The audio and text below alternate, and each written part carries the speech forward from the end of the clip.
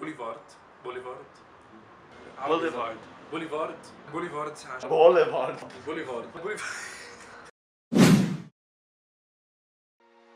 عيد مبارك شباب.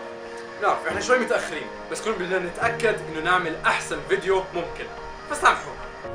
هلا بالعيد ورمضان والاعياد بشكل عام خلال السنة بصير استغلال لمشاعر الناس الكريمة من طرف المتساؤلين. في كتير ناس برفضوا يعطوا للمتساؤلين عشان برأيهم هاد بخلق ثقافة شحادين، بالذات مع الشحادين الصغار.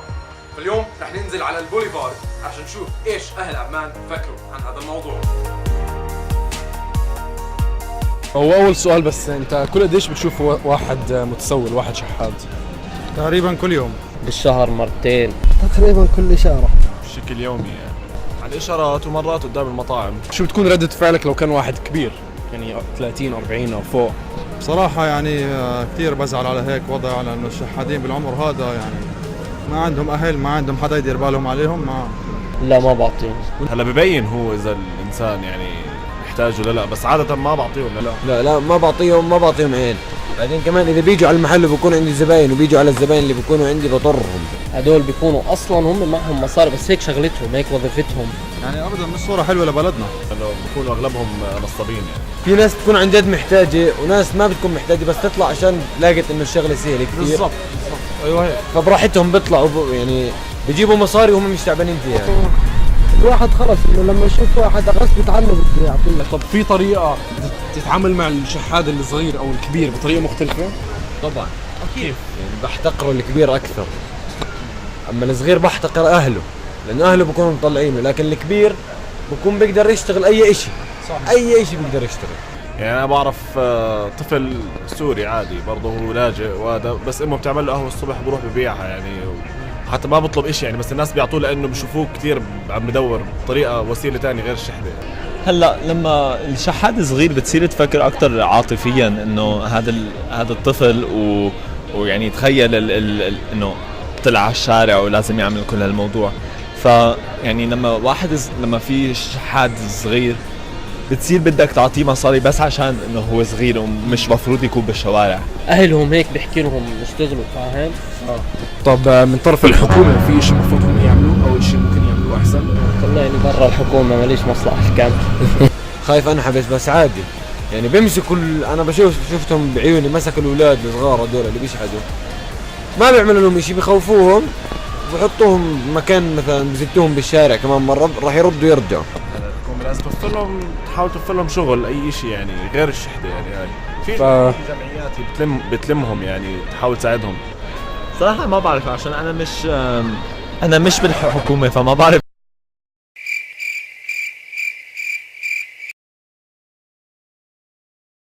يلا احنا هيك صرنا اسبوعين اللي بنصورنا هدولاك الفيديوهات وكنا عم نستنى للنتائج وهيهم هلا.